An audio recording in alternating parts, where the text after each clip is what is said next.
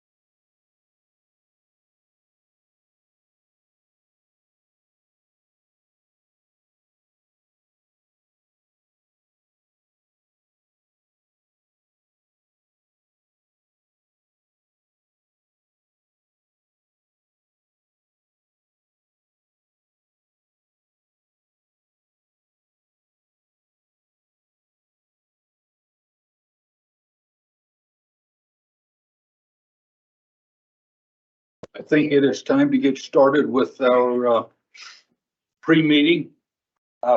Did you have something to go along with that on the vehicle noise ordinance review? Mr. Mayor, we sure do. If we could dive right in. Very good. Yeah, okay. Thank you. Counselors, good evening. Good to be with you tonight. Pursuant to a request or question that council had with regard to our noise ordinances, excuse me. We have a couple recommendations that we'd like to bring forward for your consideration this evening during this pre-meeting portion of our time together tonight.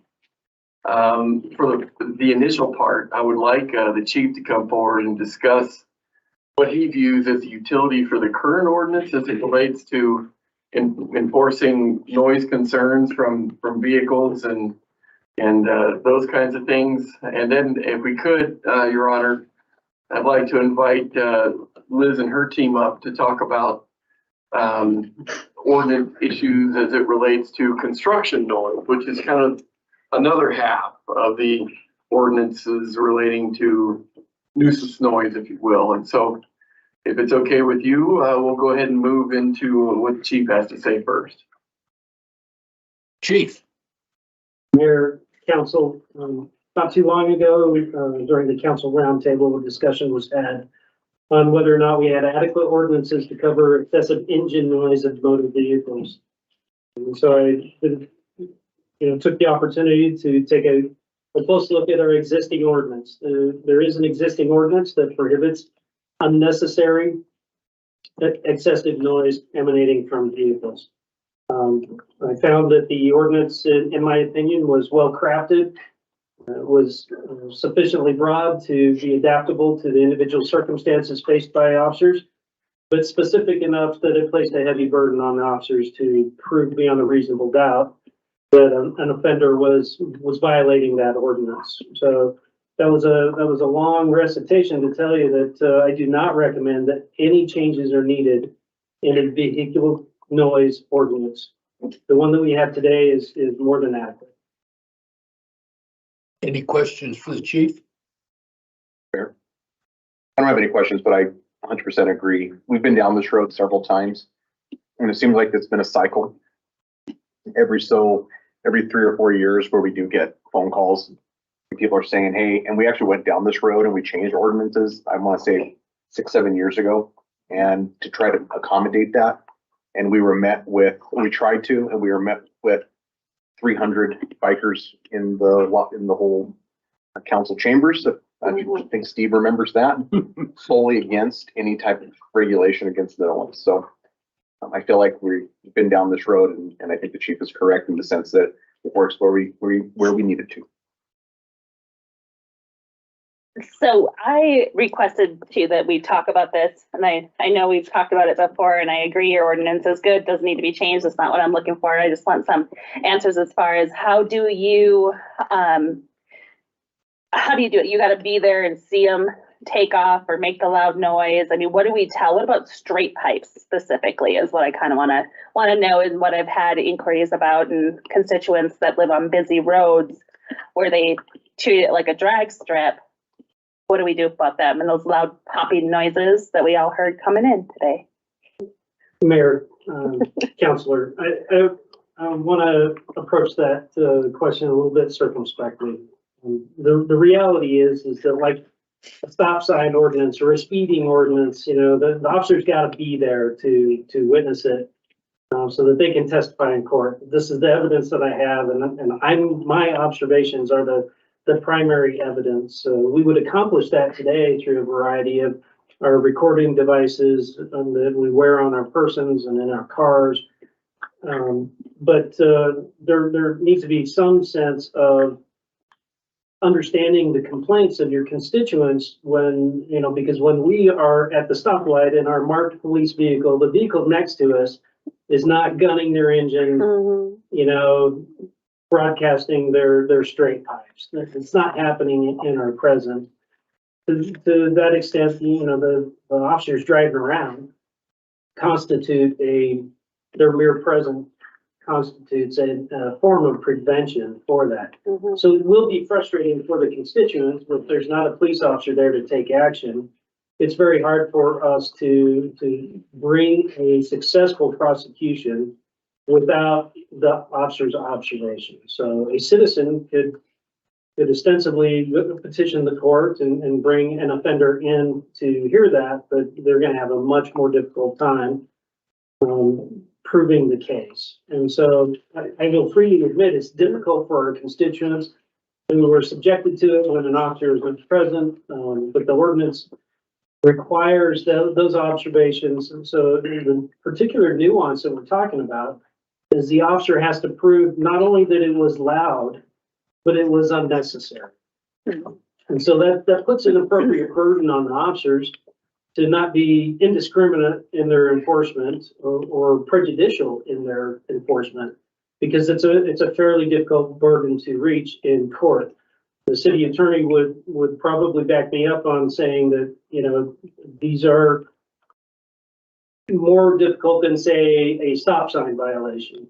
But the purpose of our ordinance is they're designed to prevent unwanted conduct in our community that we've decided is unwanted. But they're not, they should not be designed to be just a carte blanche for law enforcement to go off indiscriminately taking advantage of something. It's my opinion that this is well written. It straddles that line very well.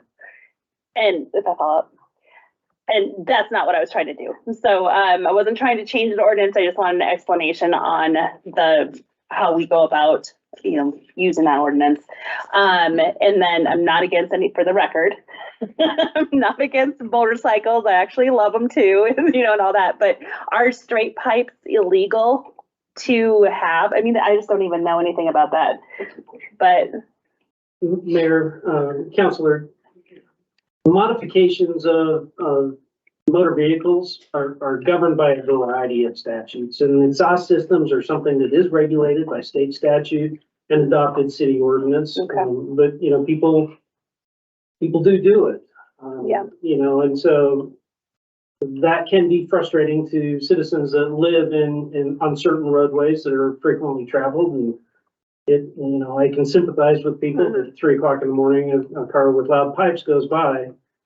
It can be annoying. It can be frustrating for our citizens. right, that's what I'll relay as well. And so maybe that helps clear up some other people's questions that are out there too, because I know that it's bothered a few different people in the city. So thank you. And then one request is, as summer starts coming, can we maybe just put out some sort of, the police department or have Amber with your communication do a PSA on maybe just being respectful of the noise, that we do have an ordinance here in town within city limits? Mayor, Councilor, absolutely. Thank you. Any other questions for the chief? One thing I would like to, no questions, comment. I would like to stress to the motorcyclists to try to be considerate of the neighbors around them and the people where they are. You don't always have to act like you're at a drag strip when you leave a stoplight or a stop sign. So let's try to think about that. Yeah, good enough. You know, I don't need to hear you 3 blocks away when you're going to second gear or third. Not Casper. I guess whoever's up next on your noise. Thank you, Mayor, councilors. So I'm coming before you tonight, in regards to our current construction hours ordinance that we have, which is chapter 15.16.010. We've had, one complaint regarding parking. Sorry, if you don't hear me okay. I'm sure I'm speaking correctly. We have one project in town where we've had a citizen complain about a contractor who's been working on the weekends, early or late morning, early afternoon type hours. And we do have a ordinance on the books that regulates construction activity from 7 a.m. to 6 p.m. The kicker, it's Monday through Friday, and it doesn't apply to just contractors. It applies to everybody, homeowners as well. So, myself, counselors, anybody who's has a Monday through Friday 8 to 5 job, technically after 6 p.m. cannot do any construction activity on their home, whether it's remodeling a basement or kitchen or whatever. And is prohibited to do so on the weekends as well. So I kind of started looking into our ordinance, and researching other municipalities. I researched Cheyenne, Gillette, Sheridan, Rapid City, Denver, Fort Collins, Billings, and most jurisdictions regulate construction activity through their noise ordinances.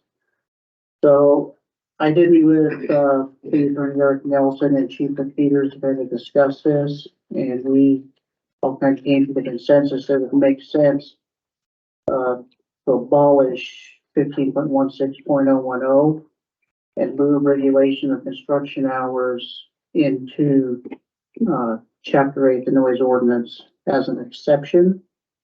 And kind of line that out with our already established noise ordinance hours of 7 a.m. to 9 p.m.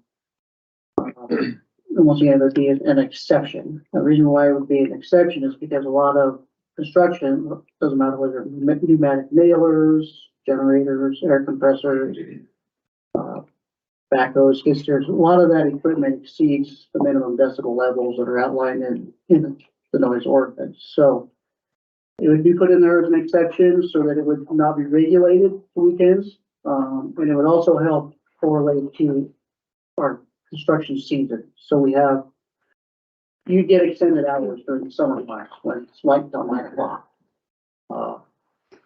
Just be more conducive to productivity.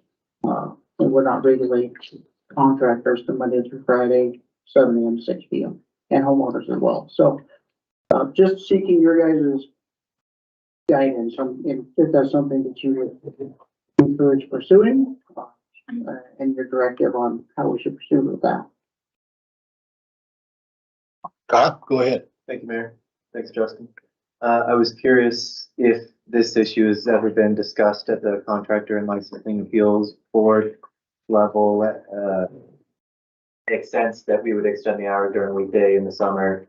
I know like roofers like to get up on the roof really early in the summer, so that they can kind of take off early afternoon when it's hottest and stuff like that. So, any of our groups that involve contractors and folks that work in this industry, have they ever discussed the mayor's? So I can tell you, thank you, Counselor, I can tell you that contractors are obviously in favor of this. I can count on one hand the number of times that this has really become an issue, since 2010, since I came over to community development in 2010, primarily because it's the way it's written, it's kind of unenforceable. And I think the city attorney's office would tell you that if we were to issue a citation, they would more likely throw it out, just because of the fact that it applies to everybody, even you as a homeowner. So it has not been brought up to the licensing board per se, but I have spoken to several contractors regarding it, and they are in favor of extending the hours. Any other questions from counselors? I have a couple of questions. Basically, what this is saying, the way it's currently written, is that if I'm out on a Saturday afternoon or Sunday, my weekends for people that work Monday through Friday, and I am reconstructing a deck or putting up a fence, and I fire up my skill saw, that technically I'm in violation of this ordinance. Is that a reasonable assessment? Yeah, the way it's written now, it prohibits construction hours after the hours of 6 p.m. and on weekends.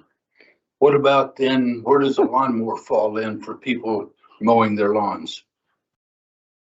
That's debatable. It's open to interpretation. Okay, very good. I guess the other thing that I would be interested in, and I would throw it out for consideration, is instead of 7 a.m. to 9 p.m. on Saturdays and Sundays, for those people that are interested in sleeping in, so to speak, could we change that 7 AM on Saturdays till 9 and respect the religious communities and change that to noon on Sundays? Once you get, Mr. Mayor, that, Think about it. I'm just throwing that out. yes, we can look into that, look into different options. Okay, does anybody else? Everybody else okay with that? No, Go ahead. I think that we just need to have it 7 days a week, from 7 AM to 9 PM, 7 days a week, period. Call it a day. That's too difficult for everybody else to, with all of the different hours and things. So we just need one straight time so that we can work on the weekends and not be against this ordinance. can I say something to that too? I agree with Lisa, sorry, Steve. No, that's fine. That's why we're having this discussion. If I get, yes, no, it's just what he was saying. If it's a Saturday or a Sunday, regardless, and I want to get some projects done and I have time to do it, I'm gonna do it at 7 AM, just to spite. No, just kidding. But no, I mean, people get that's flat out, they want to get it done, they have things on the weekend, maybe they want to go to the lake. I mean, we can't just start saying, well, until noon and stuff, we're not a downtown shop, because we have hours and things like that. But this is a ordinance, and I agree, like with what Lisa was saying, just keep it consistent across the board. It's easier for people to follow, and you're not discriminating who can work and when they can't work, and we're not getting into telling people what to do and how to do it. How many people are in favor? Give me a thumbs up on leaving it 7 AM, 7 PM, Monday through Friday. Friday? No, I'm sorry, 7 days a week. 7 7 to 9. 7 to 9. 7 days a week. How many are in favor of? I have a clarification question, if you don't mind. I was curious, Scott, or maybe this is the question better for the chief. My guess is this ordinance, like several others we've discussed recently, would be mostly complaint driven. And folks that were in violation of the ordinance would likely have one, two, maybe a couple opportunities to abide by the ordinance before, I imagine in most cases it's discretionary on the part of our officers, and they're not just going to come in heavy handed and enforce this on the first try kind of thing. Yes, I will, Mayor, Counselor, you did a good job of answering your own question. This is discretionary. That's the way that the ordinance is written. That allows for the officer to apply the facts that they witness to the appropriate resolution of it. So if it, imagine the circumstances, the driver produces a bill of sale, I just bought it, trying to get it home. There's probably going to be some different resolution on it. If it's somebody that we pulled over 17 times for the same thing, there's probably a different resolution to that one. So I am a strong proponent of allowing that discretion to weigh the objective facts that are there and apply it to the ordinance. Thank you. That is why our police department got the Spider Award of Excellence. Good job. They work with the public and they work with the people. Very good. It looks like based on the majority of council that we can proceed with the noise ordinance review rewrite. So it looks like we've got a thumbs up on that. Yeah, Mr. Mayor, councilors, will prepare that for your formal consideration. Sounds good. Thank you. thank you. I guess we're down to agenda review. Mr. Mayor, I don't really have anything to bring up for this part of the agenda. Very good. Then I suggest we take a 7-minute break. Okay, and what can we do? Fun, go out and move. Whatever you think you can do in 7 minutes. It's a challenge. Jen, the straight pipes, are those racing bikes?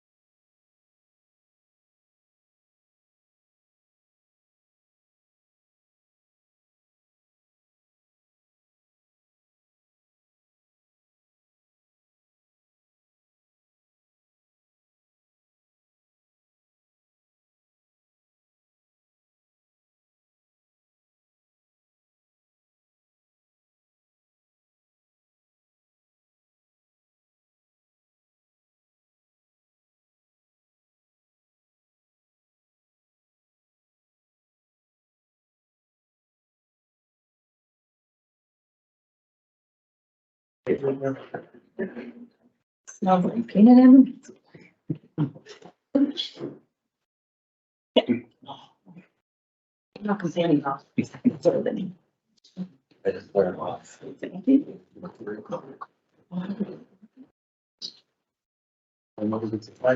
Before we begin this evening, I would like to remind everyone to silence their cell phones. Council meetings are live streamed on the city's YouTube channel. I now call the February 6th, 2024 regular council meeting to order. All councilors are present. Please join me in the pledge of allegiance.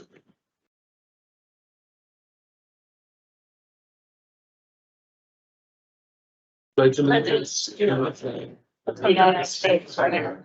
And to the republic for which it stands, one nation under God, indivisible, with liberty and justice for all.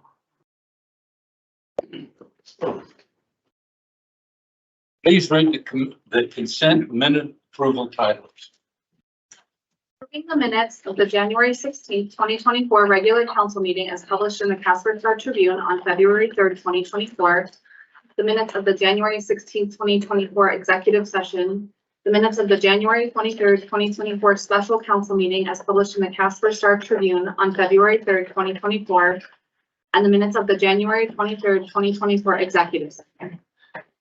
The chair would entertain a motion to approve the consent minute action agenda items just read. So moved. Second. Any abstentions or nay votes?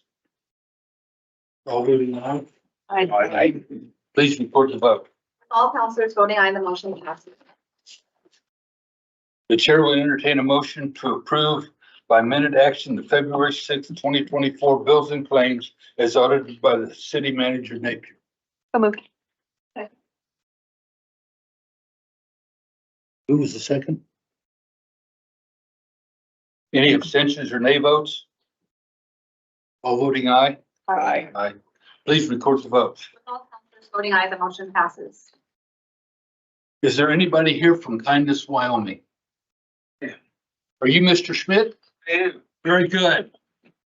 Would you come forward and please come forward and introduce yourself and discuss Kindness, Wyoming.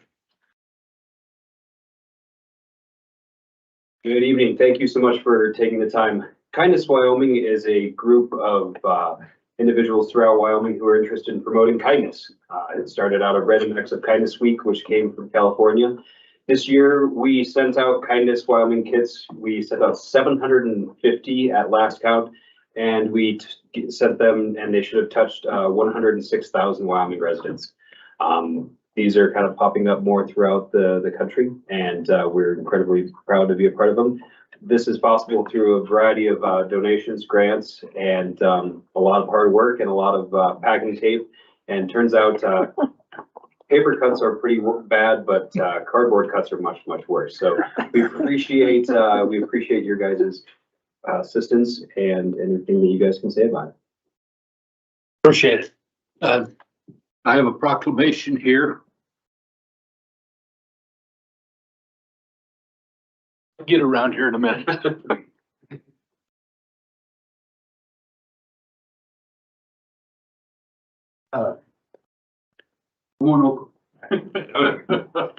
Whereas the city of Casper recognizes the value of acts of kindness that are performed without prompting or reason, or how these acts can possibly impact the person offering kindness, the person receiving the act of kindness, and those witnessing. And whereas acts of kindness can be performed by any person in the city of Casper, regardless of age, origin, education, gender, religious belief, lifestyle, or abilities, for the good around them. And whereas kind individuals can create a more caring community and help to perpetuate genuine acts of kindness within their city, state, and even throughout the world.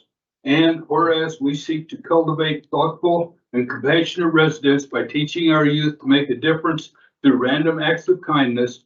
And whereas the positive effects of kindness are contagious, which creates a domino effect of paying it forward. and Random Acts of Kindness Week is recognized as an international celebration intended to encourage all of us to practice acts of kindness in our homes, schools, businesses, and communities.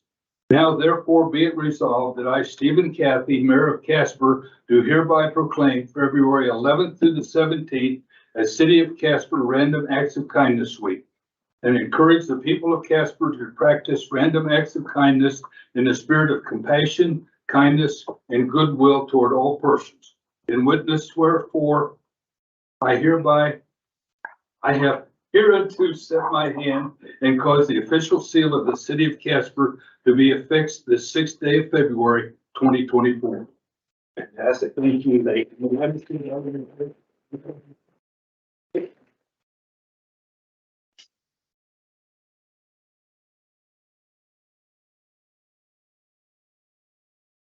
Didn't even cry.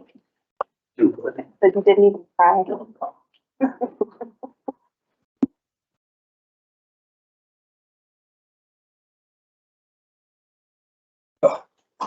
We will now take communications from persons present. Now is the time we invite anyone in the audience who wishes to speak with council to come forward. This portion of the meeting is dedicated to the public to allow them time to voice their concerns. Therefore, council will take communications under advisement, but if they choose to respond, they will do so at a later time. Please state your name, direct all questions and comments to the mayor and only the mayor. No personal obscenities or threats will be tolerated. Council will not respond to personnel matters. These will be referred to the city manager. If council chooses to address these matters, it will be done during the introduction of measures and proposals by council at the end of the meeting. Presentations will be limited to 5 minutes and no time extensions will be permitted. Please note that public hearings and ordinances each have their own comment period. Mr. Schiffman. Good evening, Mayor. I have two items. First of all, at your January 16th meeting, I spoke about an issue with Kaufman Avenue traffic, some people driving too fast. I commend our chief of police for following up on that and the work that he's doing to address that issue. The second thing is in December, I spoke about a card I got with my water bill. And I thought it was a one-time thing, but I got a water bill card again about the sales tax, promoting the sales tax. I believe it's not legal for the city to spend taxpayer money to promote a referendum on a sales tax.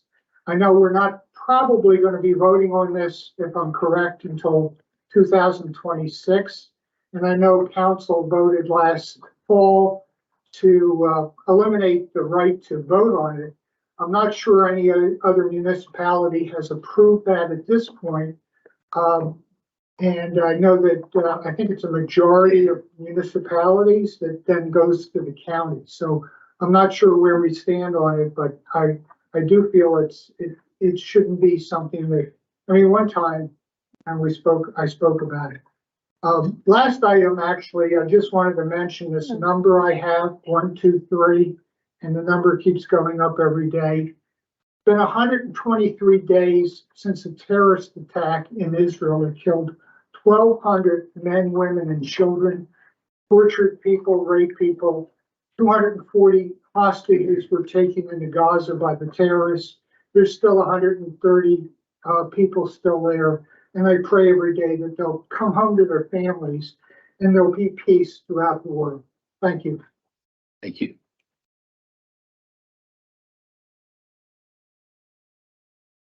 Anyone else want to speak to council? Okay. Oops.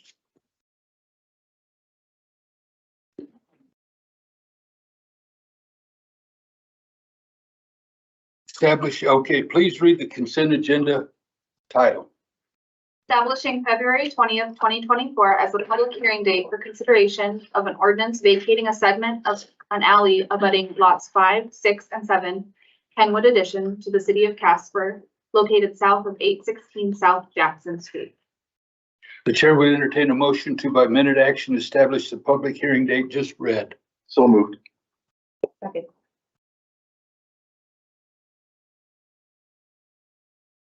Any abstentions or nay votes? All voting aye. Aye. Please record the vote. With all counselors voting aye, the motion passes.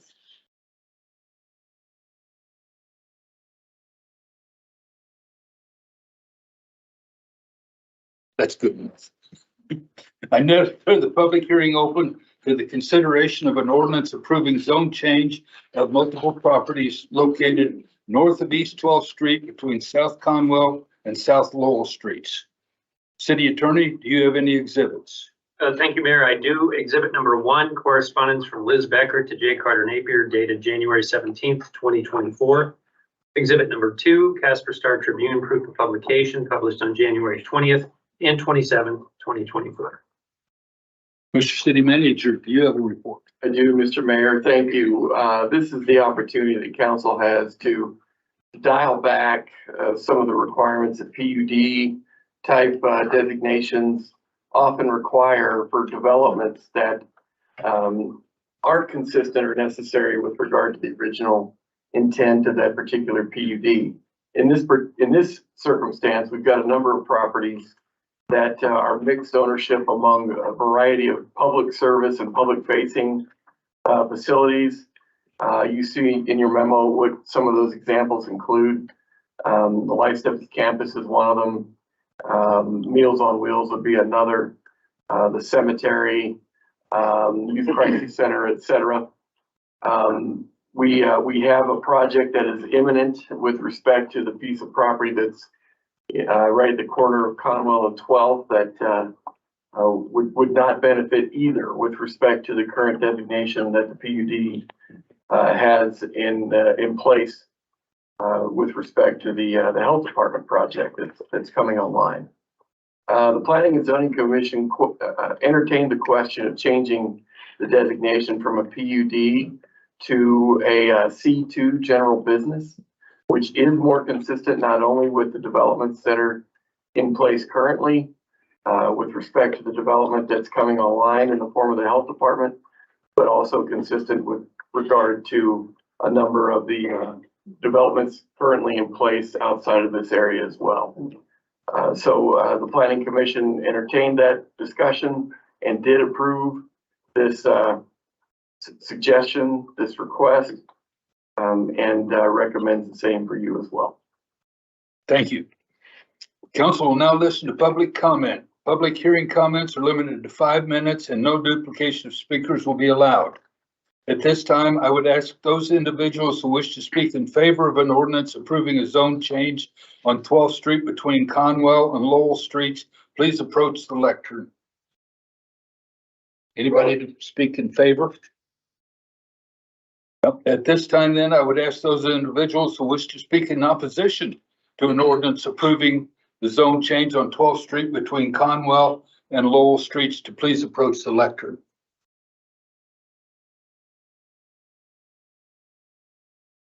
There being no others to speak for or against the ordinance approving the zone change on 12th Street between Conwell and Lowell Streets, I now declare the public hearing closed. Please read the ordinance by title only. Approving a zone change of multiple properties located north of East 12th Street between South Conwell and South Lowell Streets from PUD planned unit development to C2 general business. The chair would entertain a motion to approve on first reading the ordinance just read.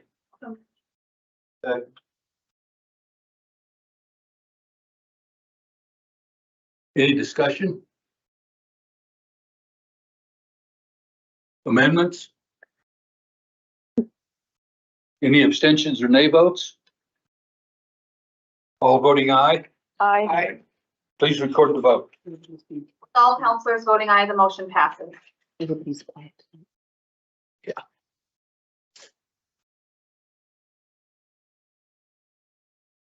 Now declare the public hearing open for the consideration of an ordinance approving the annexation and zoning for Lot 5, Bryan subdivision. City Attorney, do you have any exhibits? I do, Mr. Mayor. Exhibit number 1, correspondence from Liz Becker to J. Carter Napier dated January 17th, 2024. Exhibit number 2, Casper Star Tribune proof of publication published on January 20th and 27th, 2024. Mr. City Manager, do you have a report? I do, Mr. Mayor. Thank you. As council is aware, we have a number of parcels throughout the community that are islands, if you will, with respect to city jurisdiction. In this particular case, we have a half acre that the petitioner is requesting at the corner of Mary and Bryan Evansville to be annexed into the community and then, of course, zoned as an M2 general industrial zoning. This is of interest to the petitioner because said petitioner would like access to water and sewer services for this property in anticipation of some level of industrial development. The Planning and Zoning Commission entertained this question as well and offered their support for your consideration this evening. Thank you. Council will now listen to public comment. Public hearing comments are limited to 5 minutes and no duplication of speakers will be allowed. At this time, I would ask those individuals who wish to speak in favor of an ordinance approving the annexation and zoning for Lot 5 Bryan subdivision, please approach the lectern. At this time, I would ask those individuals who wish to speak in opposition to an ordinance approving the annexation and zoning for Lot 5 Bryan subdivision to please approach the lectern. There being no others to speak for or against an ordinance approving the annexation and zoning for Lot 5, I now declare the public hearing closed. Please read the ordinance by title only. The annexation and zoning of 0.51 acres, more or less, described as Lot 5 Bryan subdivision. The chair would entertain a motion to approve on first reading the ordinance just read. So moved.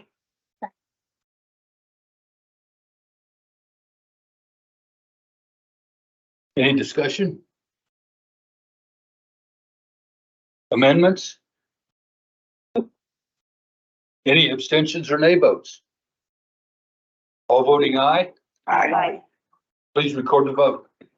All councilors voting aye, the motion passes.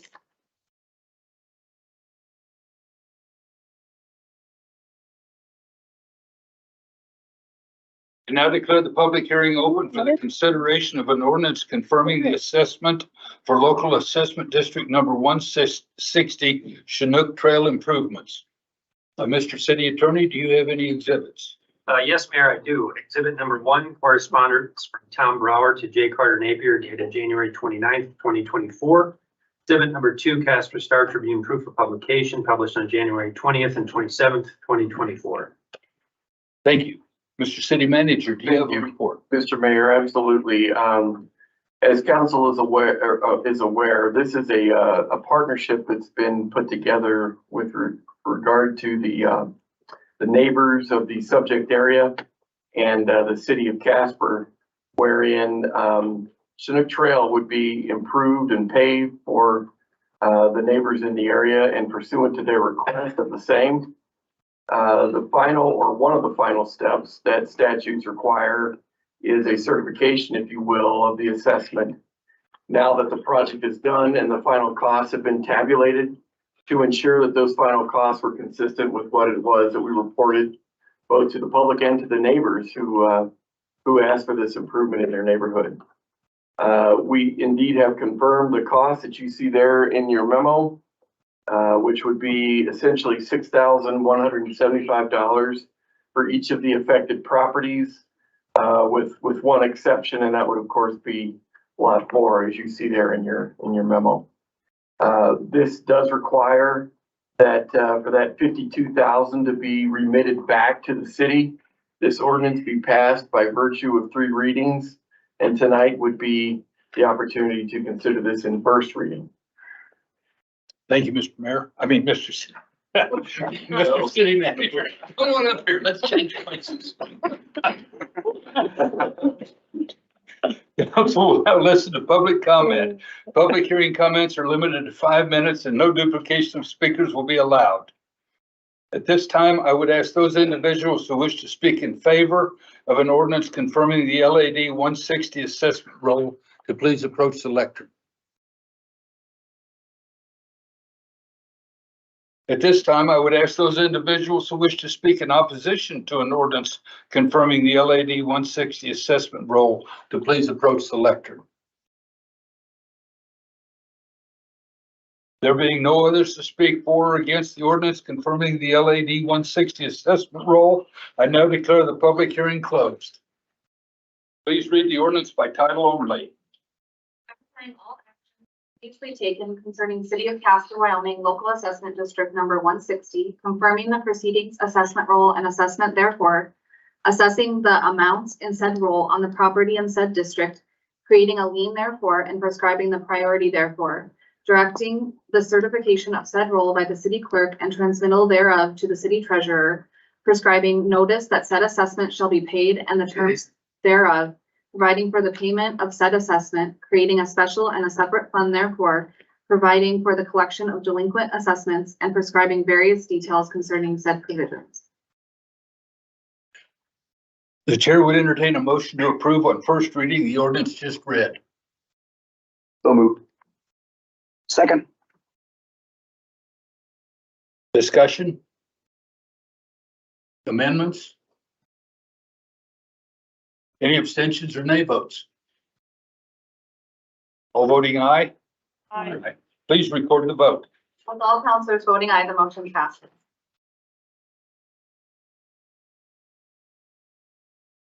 Now declare the public hearing open for the consideration of a resolution authorizing the second amendment to the fiscal year 2024 budget. City Attorney, do you have any exhibits? I do, Mr. Mayor. Exhibit number 1, correspondence from Jill Johnson to J. Carter Napier dated January 25th, 2024. Exhibit number 2, Casper Star Tribune, proof of publication, published on January 18th, 2024. Thank you. Mr. City Manager, do you have a report? I do, Your Honor. Thank you. This is amendment number 2 that council recently reviewed in work session, wherein we talked about revenues that we did not anticipate when the budget was originally passed back in June. We talked about expenses that we did not originally anticipate either, and as well as project rollovers. That is also a very typical feature with respect to budget amendments when projects need to be carried over from year to year in order to see to their completion. In this particular circumstance and with this amendment, we're looking at a value, if you will, of $2.3 million for the amendment, a portion of which is made up with revenue to offset those costs. With that, Mr. Mayor, we would ask that council consider this and help us move forward to reconcile the budget at this time in its evolution. Thank you, Mr. City Manager. At this time, I would ask those individuals who wish to speak in favor of a resolution authorizing budget amendment number 2 to please approach the lectern.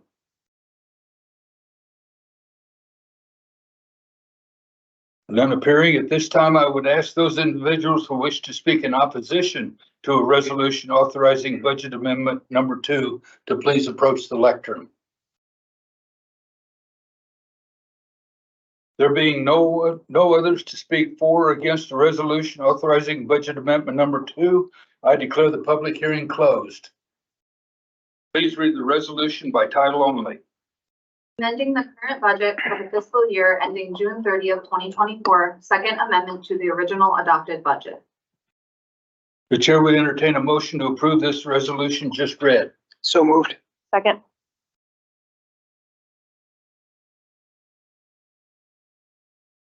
Discussion? Me? Did anybody have any Yeah, discussion? Lisa did. Oh,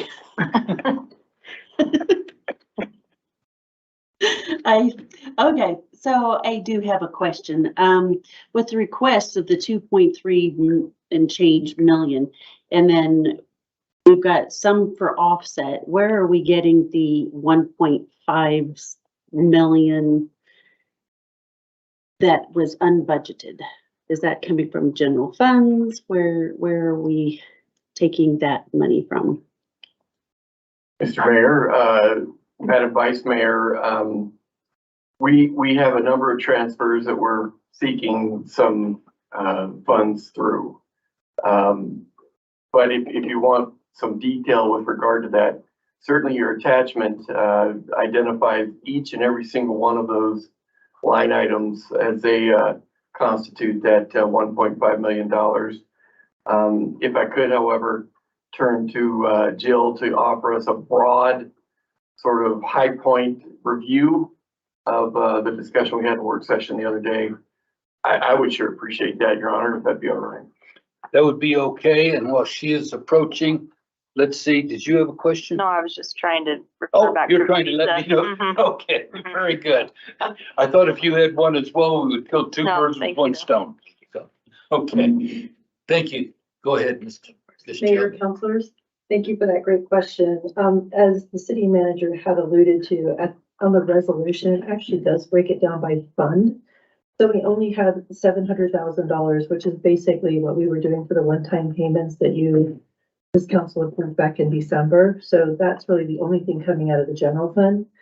Other funds are having additional expenses. So you'll see a lot of them are coming from our enterprise funds, and we're supporting the transfers into the rec funds in order to support that $1,000 payment. So we are seeing quite a few of those types of transfers that are going on. But for the most part, everything that we have requested, we either have an offsetting revenue for, or we have cash on hand to fund these. Any other questions? Thank you. Thank you. Any amendments? Any abstentions or nay votes? All in favor? Say aye. Aye. Please record the vote. All councilors voting aye, the motion passes.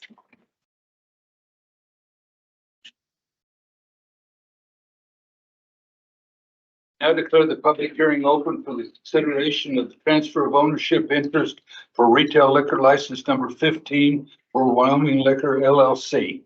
Mr. City Attorney, do you have any exhibits? Thank you, Mr. Mayor. I do. Exhibit number 1, correspondence from Fleur Tremble to J. Carter Napier dated January 31st, 2024.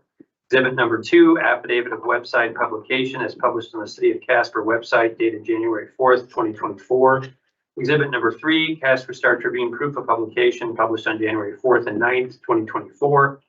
Exhibit number 4, liquor license application filed December 11th, 2023. Thank you, Mr. City Attorney. Mr. City Manager, do you have a report? I do, Your Honor. Thank you. You actually have 2 requests this evening in terms of consolidating this ownership to Mr. Johnson pursuant to the passing of one of his partners. The disbursement of which, in terms of the ownership, was on a 75-25 basis. In this particular request or series of requests, not only as it relates to Wyoming Discount Liquor, but also Second Street Liquor and Wine, that ownership in both cases would be consolidated 100% with Mr. Johnson, and consistent with the requirements of the related statutes. We are seeking your approval on a formal basis to recognize that consolidation in ownership. Thank you, Mr. City Manager. At this time, I would ask those individuals who wish to speak in favor of the transfer of ownership interest for retail liquor license number 15 to please approach the lectern. At this time, I would ask those individuals who wish to speak in opposition to the transfer of ownership interest for retail liquor license number 15. There being no one to speak for or against the transfer of ownership interest for retail liquor license 15, I now declare the public hearing closed. Please read the minute action item by title only. The application for transfer of ownership interest for retail liquor license number 15, Wyoming Liquor LLC, doing business as Wyoming Discount Liquor, located at 4330 East 2nd Street. The chair will entertain a motion to approve the minute action item just read. So moved. Discussion? Amendments? Abstentions or nay votes? Please note that Counselor Pollock has recused herself from this discussion. All others voting aye, say aye. Aye. Please record the vote. With Counselor Pollock abstaining and all others voting aye, the motion passes.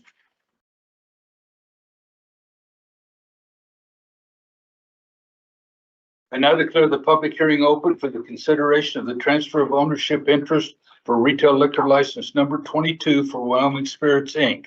Mr. City Attorney, do you have any exhibits? Thank you, Mayor. I do. Exhibit number 1, correspondence from Claire Tremble to J. Carter Napier dated January 31st, 2024. Exhibit number 2, affidavit of website publication is published on the City of Casper website dated January 4th, 2024. Exhibit number 3, Casper Star Tribune proof of publication published on January 4th and 9th, 2024. Exhibit number 4, liquor license application filed December 11th, 2023. Thank you, Mr. City Attorney. Mr. City Manager. I have nothing else to add, Your Honor. Thank you. Thank you. Council will now listen to public comment. Public hearing comments are limited to 5 minutes and no duplication of speakers will be allowed. At this time, I would ask those individuals who wish to speak in favor of the transfer of ownership interest for retail liquor license number 22 to please approach the lectern. At this time, I would ask those individuals who wish to speak in opposition to the transfer of ownership interest for retail liquor license number 22 to please approach the lectern. There being no others to speak for or against the transfer of ownership interest for retail liquor license 22, I now declare the public hearing closed. Please read the minute action. For transfer of ownership interest for retail liquor license number 22, Wyoming Spirits Incorporated, doing business as Second Street Liquor and Wine, located at 939 East Second Street, Suites 300, 400, and 500. The chair will entertain a motion to approve the minute action item just read. So moved.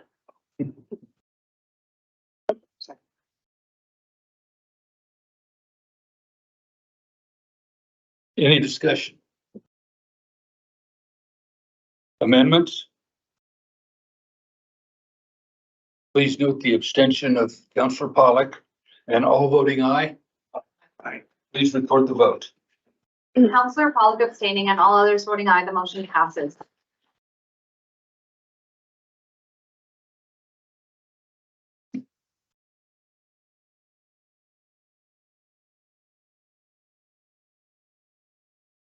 The second reading of this item was please bring Councilor Pollock back.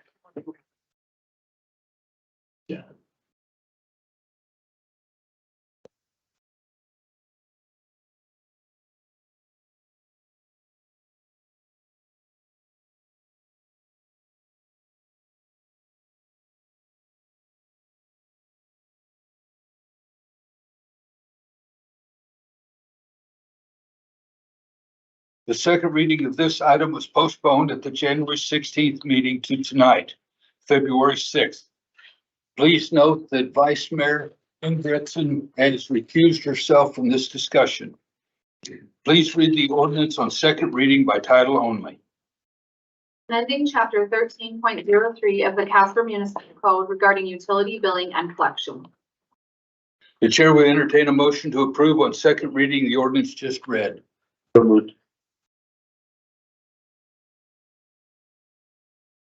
Council will now listen to public comment. Public comments are limited to 5 minutes and no duplication of speakers will be allowed.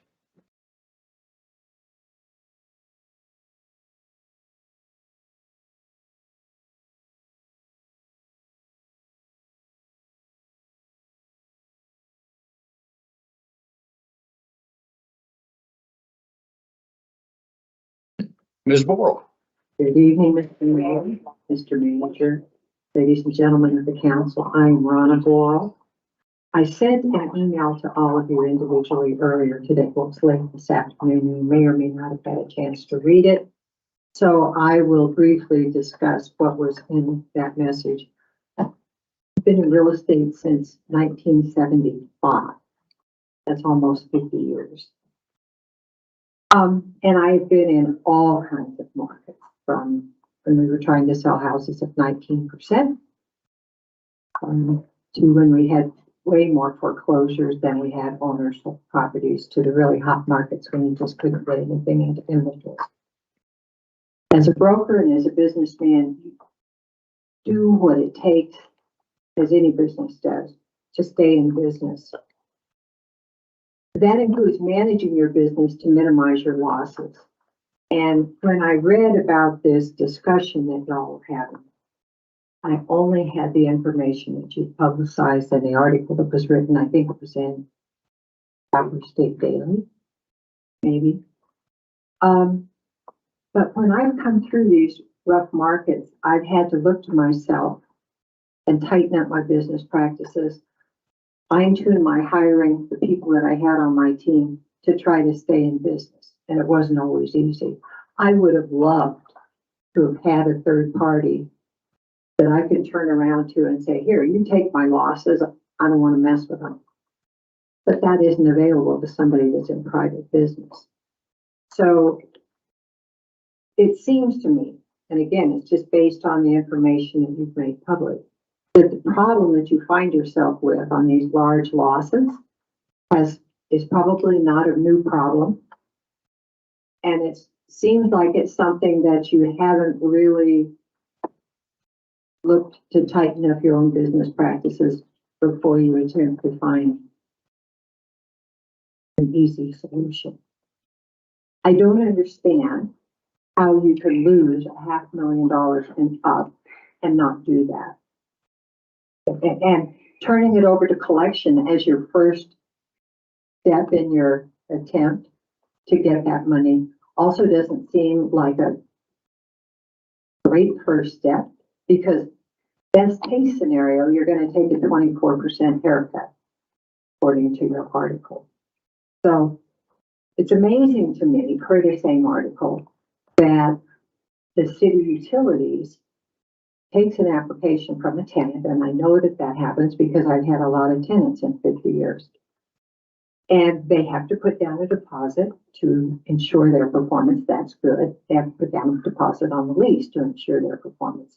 And I understand that you have a methodology of returning that performance on the assumption that if they perform as agreed for 12 months, that it's reasonable perhaps to give them that deposit back.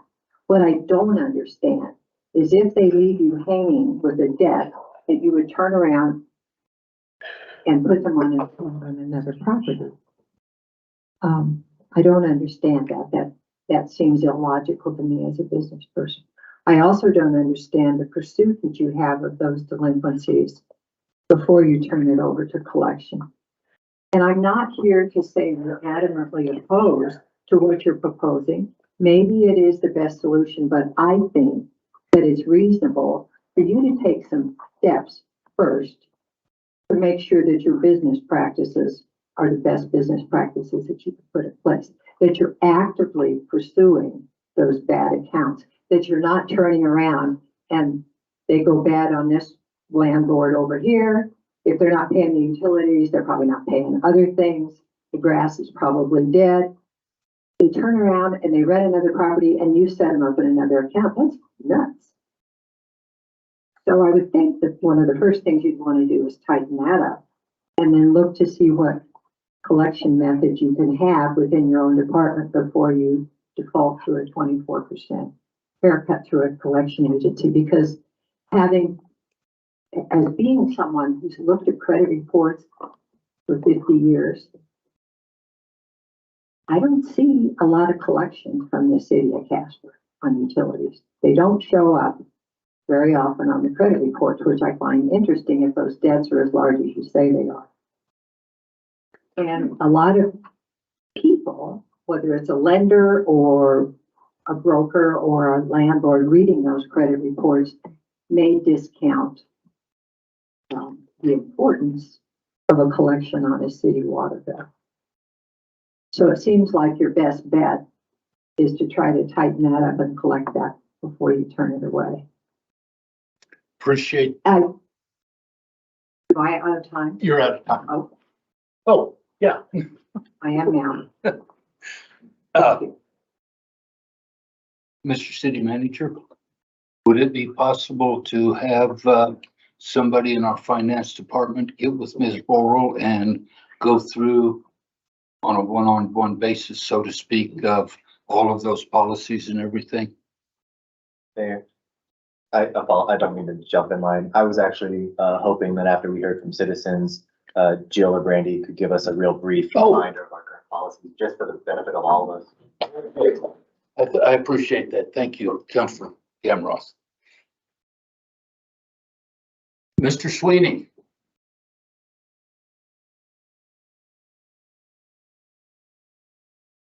Thank you, Mr. Mayor. Before the clock starts, could I ask some ground rules? 5 minutes is pretty quick. So if you were to ask me a question, does the clock stop on my time? If not, I'd ask you not to hold your questions until the end. So We will hold our questions till you're done or the 5 minutes are up. thank you, Mr. Mayor. So with that in mind, I'll first talk to, this memo, that's in your packet, I'm sure.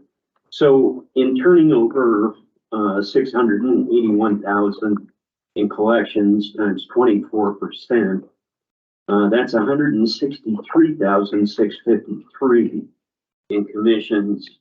And if the other number, 784,478, over to collections, that equals 188,000.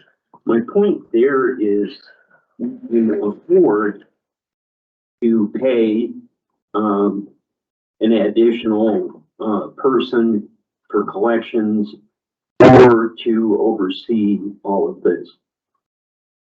And I think I'll skip right to the proposed changes. If you adopt on second reading with the sweeping, I would use the word sweeping changes as amended in document the 1-24.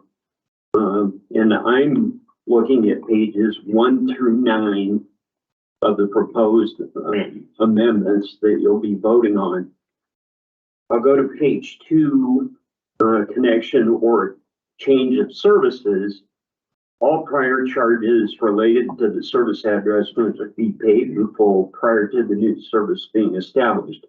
All these changes basically are taking the tenant out of the picture, landlord, owner, and management company in the first position. We're eliminating, as I read it, all the everything's going to go to the owner. Then on page 3 of 9, item B, there's a number of changes. And partway down, there's a lot of changes. And where applicable, a lease agreement with the names and occupants, and it goes on and on, including on the business entities, if it's a commercial, that they've got to supply their articles of organization or substantially similar entity documents. I don't know if that's really appropriate, in my opinion. C goes on to talk to owners. It takes tenants. It's totally stricken. Owners, businesses, and tenants of rental properties. Again, I just don't understand on the deposit side where we're going here. D, again, similar.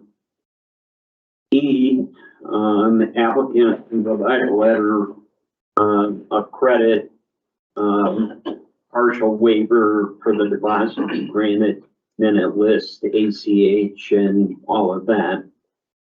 G, I've really got a problem with, because then it talks about a tenant is delinquent and refuses to pay, and then how that reversion works. I find that G is a bit conflicting.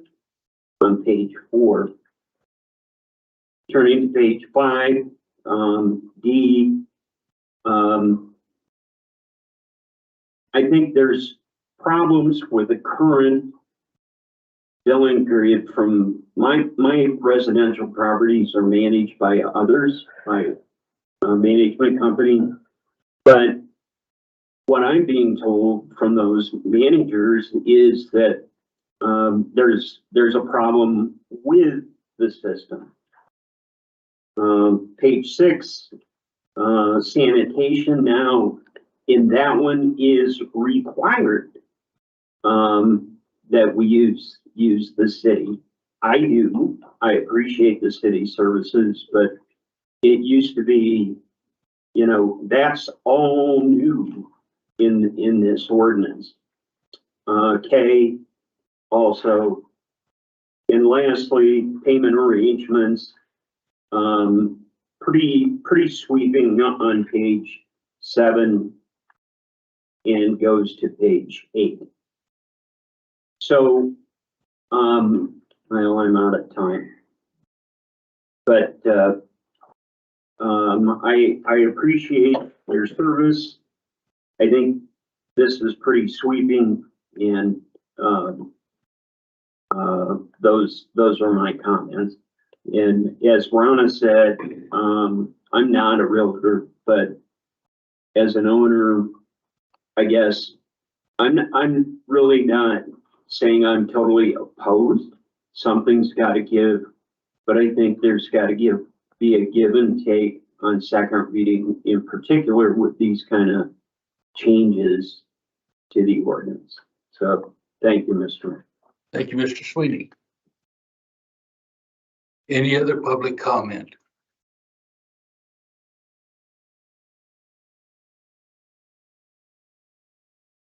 Would now be a time for.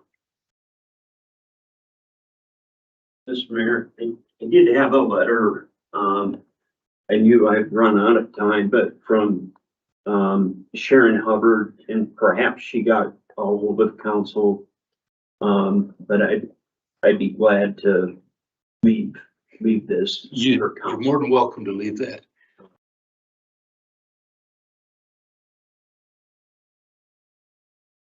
Do you think our finance officer could try to explain some of these?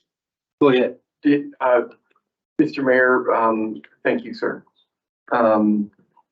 Did we go on both sides of the against and support? I just asked for public comment. There is not a for and against. Okay, no problem. Public Okay, comment. because it's not a public hearing. Yeah. Great.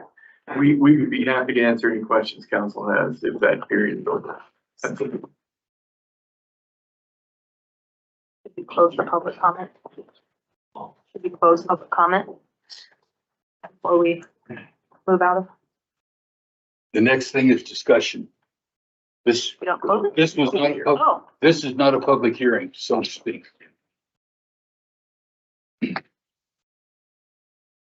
Thank you. thanks, Jeff. Just making sure we Keep me don't on my mess up here. Mayor? Did you have something to start with? Joe, then, so our first public commenter, Ms. Boral, she mentioned that the city could do more to collect delinquencies before we allegedly send them immediately to collections. Do you mind reminding us what our current collection practices are, the steps that the city's taken to collect those after people? Absolutely. So, we generate about 20,000 bills every month. So we have a staff of, one person who does utility billing. We also have another person who does general billing, who is not involved in the utility side. She does, more on the payments, posting payments. So with this person, they generate the bill. After, you have 30 days to pay it. So it's from the bill date. So it goes out in the mail or it goes through email. You get your bill and you have 30 days to pay it. At day 31, if there is no payment at that point, our system actually generates what we call a delinquent list or delinquent notice. So at that point, the delinquent notice then goes out just to the tenant. And I'm sorry. Go ahead. No, you forgot the calls that we. Okay. They actually do a robocall thing as well. So, if you are getting ready to do a delinquent notice, then they will send out a phone call as well. So at 31 days, you get your delinquent notice. We do charge a fee for that. It's $20. And, at that point, we only send it to the tenant. After 15 days beyond that, so at 45 days past the date of the bill, then we shut your service off. So, if you have had no payment within 45 days, we send somebody out to shut off the service. Now, we have had some struggles with, staffing in the meter services group, so people don't always get their service shut off. So they do it on a hierarchy of how much money people owe. So once you rise to that level, you're pretty much guaranteed to get shut off. So if we can't get you shut off, we do try and continue to collect. You'll get another bill, which will show your delinquent amount at that point. And, we will continue to bill you until, once you're shut off, at, 15 days beyond that, you're at 60 days past the date of the original bill. We, basically, turn the whole account off, so there's no further charges, and that goes to collections. That is the typical process, unless I have left something up. Brandy, would you like to address council? Mayor, councilors, the only thing that she missed was that we do an additional phone call in there between the delinquent notice and the shut off period. And so they have essentially their bill, a call, a delinquent notice, a call, and then shut off. Okay. Thank you. Follow? Yep. I have one more question, but, leading up to that, can someone please remind me, I know we had the schedule of kind of current, actions on, the part of the finance department and the proposed actions. Can someone please remind me what the most recent packet was that was included in? I believe that chart was in the last work session. Okay, thanks. I'll look forward in the interim. But for folks that are, thank you, John. No, it was like a spreadsheet. That was in, actually, we showed that on the screen at the last work session. Okay, thanks. So for folks interested, at our last work session, we have a nice spreadsheet that kind of shows every single action of the finance department, current and then proposed with these new amendments. So I just wanted folks to be aware of that for their reference. My other question, there was one other question about whether we allow tenants to open an account in their name at another location if they have an outstanding balance with our finance department. Do you mind describing what that process is? Of course. So if we have somebody who is a tenant that has left and has an outstanding bill, if they try and go down the street and rent another property, their name pops up within our system and they would not be allowed to set up a new account without paying that first. Mr. Mayor, I would add that will not change the proposal that's being forwarded to council. Thank you. Anybody else have any comments? Pastor Bond. Thank you, Mayor. So there were a couple of emails, I think just got received today or over the weekend about, there were references made to, the billing landlords being retroactively held responsible for bills accrued. I don't know if they were referring to prior to their ownership or what, but use that word retroactive. So that just kind of raised a flag in my head there, so. If you don't mind, basically, this action will not go into effect until the third reading and this is approved and enacted and published. So there will be no retroactive payments or charges, I should say, to the landlords. Okay, thank you. We had that discussion earlier, and I believe that was also the intent of the finance department. Okay, thank you. To clarify that, we're done. Just have a question real quick. Tell me about turning over deposits to the bad, tenants.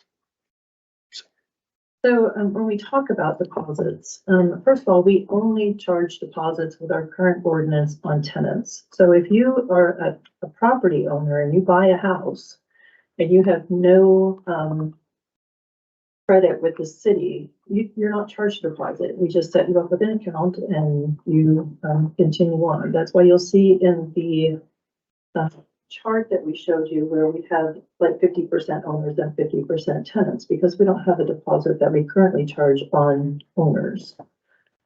So as far as the deposits, how they work is if you have good payment history, meaning you don't have a delinquency within 12 months, so you got 12 months of payment history, then we would refund that deposit. And when we talked about a refund, it wouldn't necessarily be a check going back. We would credit your account for your deposit. If, however, you had that good payment history and got your deposit credited, and then you had a life event that happened and you got behind and you got a delinquent notice, we would charge you the deposit again. So we would put that back on your account and you would need to pay that. So, we talk about people who don't have good credit history or don't have good payment history with the city. In essence, we never return your deposit, because once you become delinquent, you have to have 12 months from that delinquency to get that deposit back. So if you're delinquent at 9 months, we hold the deposit for another 12 months. If you're delinquent again at 5 months, we hold the deposit for another 12 months.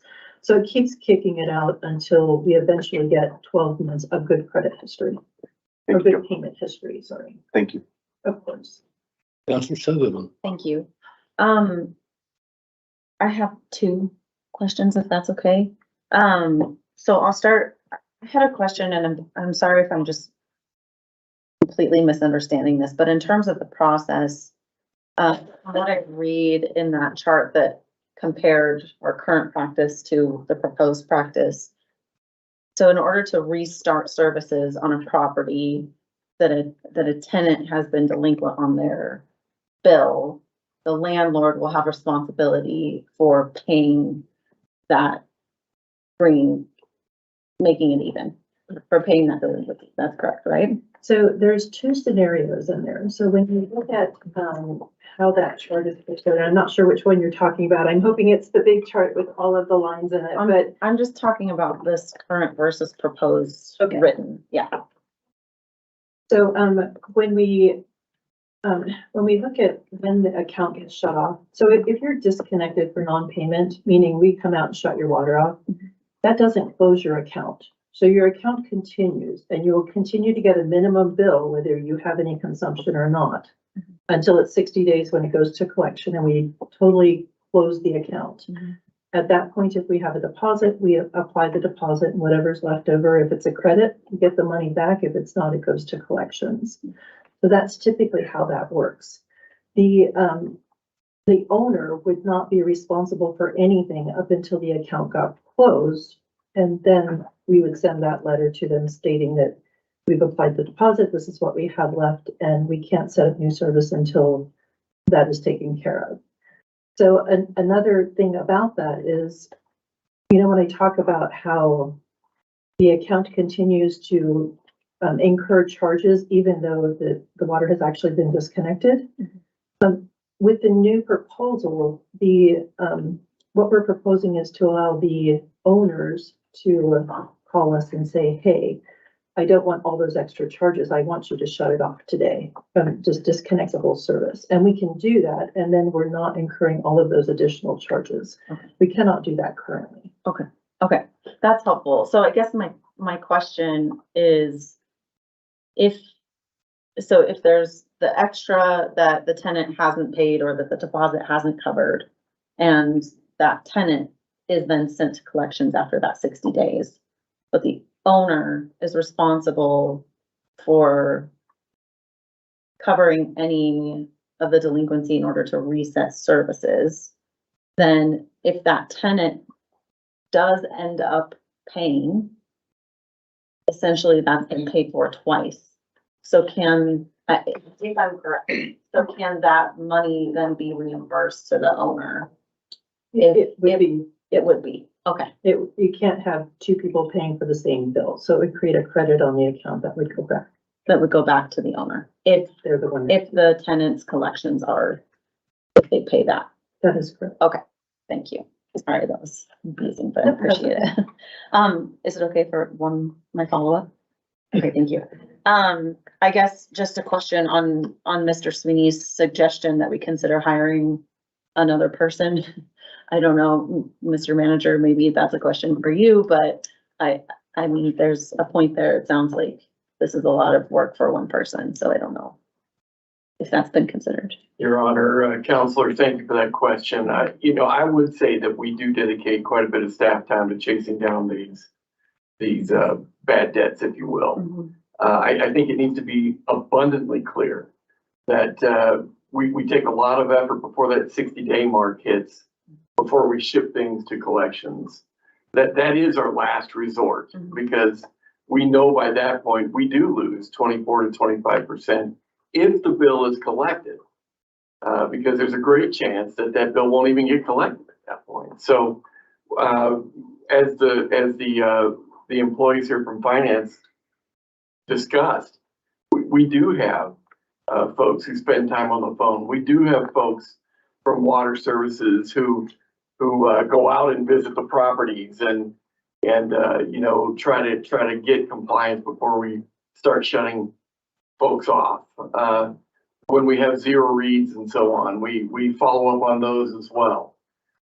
So to suggest that we don't have any staff working on this would be in error. Could we hire more staff? Absolutely.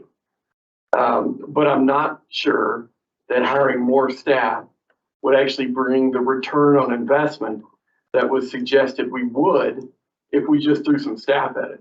And I don't think I can in good faith suggest that is necessarily the answer. I appreciate your insight on that. Thank you. Councilor Gamroth. Thank you, Mayor. Thank you, ladies, for the information so far. In our memo, there was a statement of the fact that City of Cody, and I brought this up in our last meeting, so I apologize if I'm being redundant and you already gave me this answer, but if you'd entertain it again. City of Cody ended up reducing some of the amount that they sent to collections by implementing a credit check of some kind to determine where to set the utility deposit for tenants. Could you please remind me, it sounds like that's a consideration your team has made. What's the reason that's not one of your recommendations? So it is not one of our recommendations because it would add expense. So we're trying to reduce expense by collections, and we weren't considering adding more expense to be able to do that. In addition to that, when Cody does their credit check on their customers, they do kind of a ranked different deposit for each one. So it's a 0, 200, and 400. So when we had originally brought the increased deposits to this council back in July, I know there was a lot of concern with the $200 deposit. So I don't know if that would even be something you would consider. If you would like us to look at that more, I would be happy to do that. Thank you. Councilor Haskins. I wanted to put a little 2 cents of my own experience in on this hiring a collections person. It seems like a great plan. So I tried that at my office 10, 15 years ago. The perk of a collections agency is not only do they have more than one person trying to collect, but they also have a legal team and paralegals filing paperwork and taking them to court. So it wouldn't be one person that we would have to hire just to make phone calls. We're going to keep Eric super busy. So it really, like I said, we tried. It is not financially feasible for that to be something that benefits us at all. But Mr. Mayor, if I just add to that, Councilor Haskins is correct. There's a lot of legalities, even prior to filing a lawsuit. Certainly my office is not staffed to be a collections agency. In addition, there's the Fair Debt Collection Practices Act that applies to efforts by staff to collect. And so you do have to be very cognizant of legalities. And that is the beauty of a collection agency. They're very schooled on those ins and outs of those legalities and have a legal team to fall back on. So certainly to hire, it wouldn't be just one staff. It would be one staff plus a lot of time from existing staff that I don't think that we currently have. Thank you. Any other? Oh, okay. Well, go ahead, please. Michael, sure. Councilor Bond. Please. Okay. I just want to revisit this a little bit. I apologize if you cleared this up earlier, but I believe in our earlier discussion, you mentioned that the cities of Cheyenne and Laramie currently will do billing, utility billing only to property owners, do not even do services to renters or tenants. Is that correct? That is correct, with one caveat to that. So with Cheyenne, they keep the account in the owner's name. They will allow the owner to have the tenant, but it remains the owner's account. I see. And just to follow up on that, in your research as you were developing this revision, did you find any evidence of what the impact was on, or I don't know when Laramie and Cheyenne made those changes, but what do you know what their collections status is, the status of their delinquent utility payments? I'm sorry, I did not know that you can. Thank you. I couldn't remember if we talked about that or not, but thank you. Councilor Pollock. Thank you very much.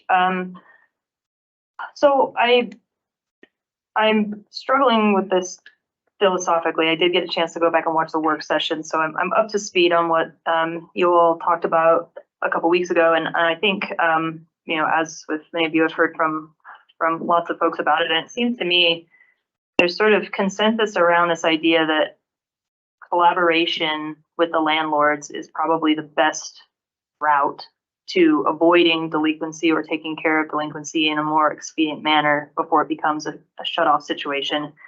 Folks I heard from seemed keen on that, and it seemed to me, folks I talked to, that there were a number of suggestions thrown out for how to better open those lines of communication and be talking to folks. I think that's a strength of this ordinance, is that it does create a new mechanism for us to be in communication with landlords about delinquency as soon as it's happening, rather than waiting until they find out after the fact that the water's been shut off and their tenant is gone or whatever, and are sort of left with a variety, many bills, presumably. So I think like keeping folks in the loop as we see those first signs of delinquency, I think is a strength of this ordinance, and I'd like to see that remain at a minimum. I think where I'm struggling is I have some concerns about what the downstream effects this would be for could have for tenants. It's already very expensive to get into an apartment. If we're layering our deposit on top of an additional deposit that a landlord may decide to levy because of this, I have concerns that we escalate the upfront cost to get into a new place, which I think is already a big lift for somebody trying to relocate. So that is a concern that's weighing on me. And then the other concern I'm having is, you know, I feel like this only really solves half of our overall problem, and even maybe a little bit less than that is when you look at our chart that breaks down, this only deals with sort of the tenant side of things. It doesn't attend to the fact that we still have half of this delinquency is coming from owners of properties. And when you look at the amount that eventually ultimately goes to being written off, that's where we see, I mean, 67% of that, 2/3 of that is from tenants. So I think that makes sense of maybe where we see kind of some of the positive movement, but I feel like it still doesn't necessarily, I don't know that it has the type of impact that I think it could have in terms of bringing down the numbers that we all saw and were like kind of shocked by. I do agree that it shouldn't be the burden of other ratepayers to carry it. And so I don't know that I have a suggestion to make at this point, but I wanted to at least voice my unease with some elements of this and my enthusiasm for some other elements of this. And I think what I've heard from a variety of landlords here is that there are merits to some of this concept, but perhaps there are other policies that need to accompany this. Another one that I thought of that caused me concern, if we do pass this ordinance and landlords are now, you know, the shut off has happened potentially, and that bill is going to revert to the landlord.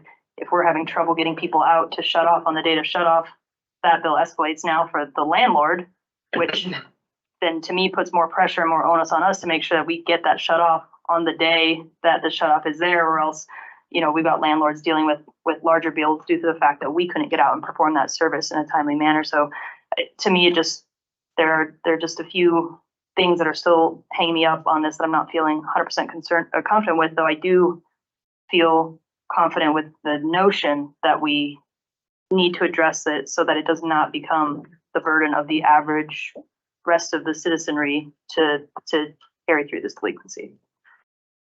But that said, that's a question mark. I haven't really even decided how I'm voting yet, so.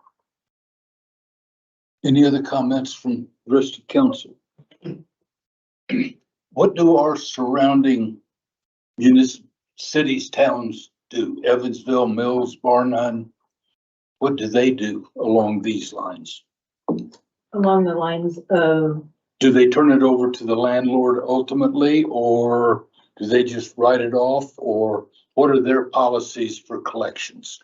we actually did outline, mayor, councilors, sorry about that. We did actually outline this in the last memo of the work session, what some of the different municipalities do. I'm gonna kind of let Brandy take a gander at that. She actually talked to many of them about how they manage their collection. And councilors, all of the surrounding, like closest surrounding municipalities, Evansville, Mills, Bar None, they all follow the property. So they let the account be in the name of the tenant, but if they don't pay, it sticks with the property. So then they cannot move a new tenant in without that balance being paid on the previous tenant's account. Everybody near it. Thank you very much. And the main reason I asked that question is I wanted the public to hear that comment coming from the finance department that we had checked out. So basically what you're also saying then is that if you have properties in any of the surrounding communities, you're already dealing with this process. Thank you. Any other comments? Any amendments? Just comment or amendment? Amendment. I got some prepared statements. So yeah, if you bear with me, just a couple comments. So the city as an organization and us as a council, we have a finite amount of political capital at our disposal. And if we expend too much capital beyond what we've banked in those reserves, public trust in the system and faith in us as their representatives begins to erode. I agree, as Councilor Pacheco has stated in the past, that we have a fiduciary responsibility to the constituents to be fiscally responsible with taxpayer funds.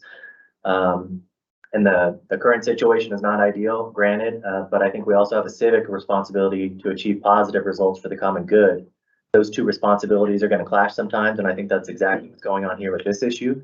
We're tasked with trying to strike the right balance between those two responsibilities, and while I continue to acknowledge and respect the merits of our city staff and my colleagues who are in support of all of these amendments, I personally don't believe the juice is worth the squeeze, at least in these amendments in their totality. Homelessness and the crunch people are feeling from property taxes, inflation, and other outside pressures are all very real.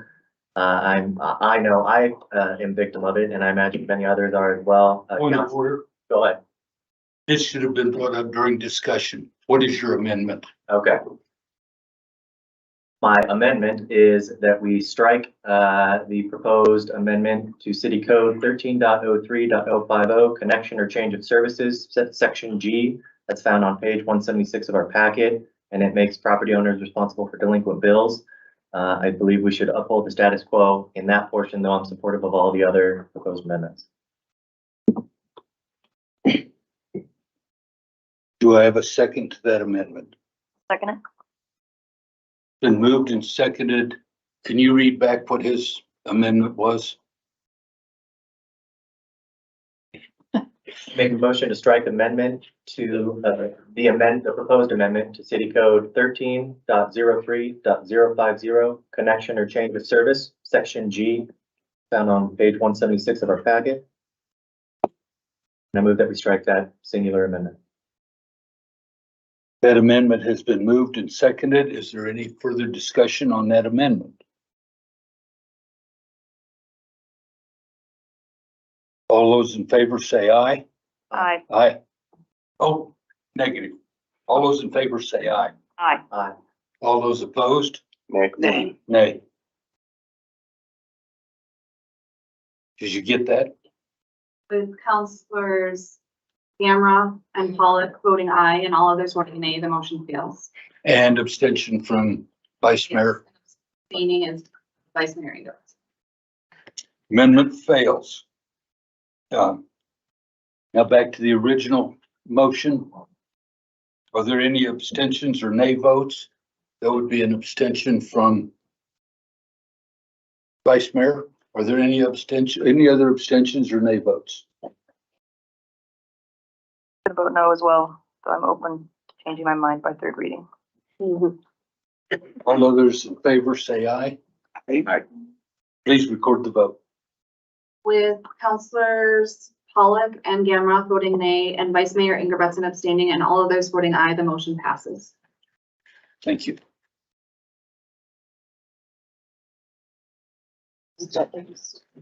Thank you, Jill, Randy. Appreciate it. Thank you, Mr. City Attorney, for your comments, and also Mr. City Manager. Thank you. Council will now consider this consent resolutions. Please read the consent resolutions by title only.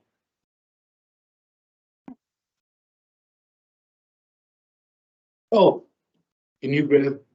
Well, I thought this was it. Thank you. Oh, you're serious? Okay.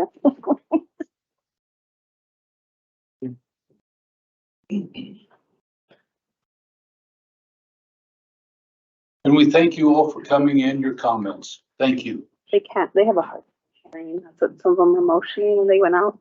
They couldn't hear. Wow. How many more months? Now we'll start over again.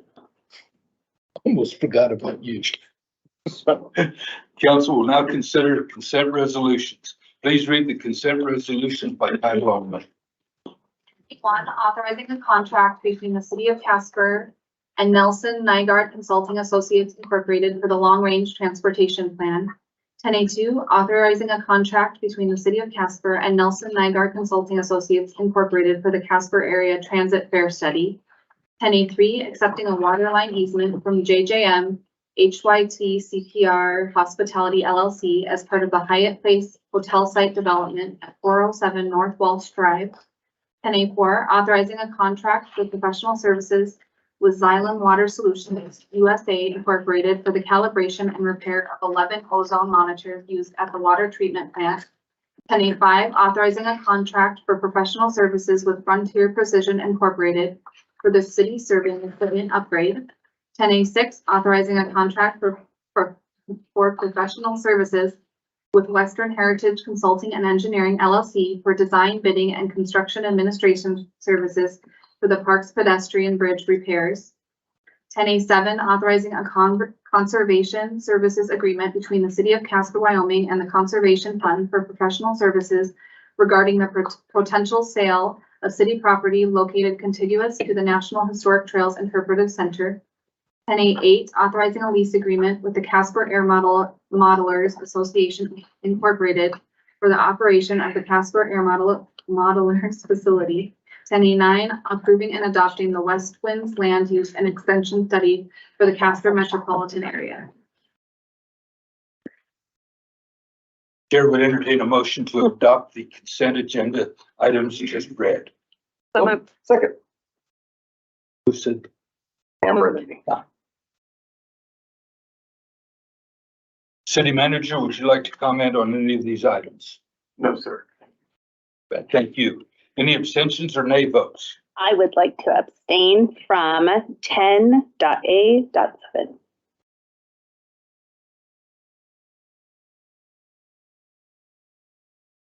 Any other abstentions or nay votes? All voting aye. I, Please record the vote. With Counselor Jensen's abstention noted and all other counselors voting aye, the motion passes.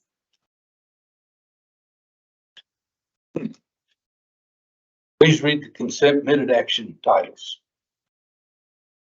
11A1, authorizing the purchase of a used residential trash truck from CMI TECO for use in the Casper Solid Waste Division. 11A2, authorizing the purchase of 4-door half-ton four-wheel drive lease pickup trucks from Fremont Motors Sheridan, Wyoming for use by the Casper Police Department.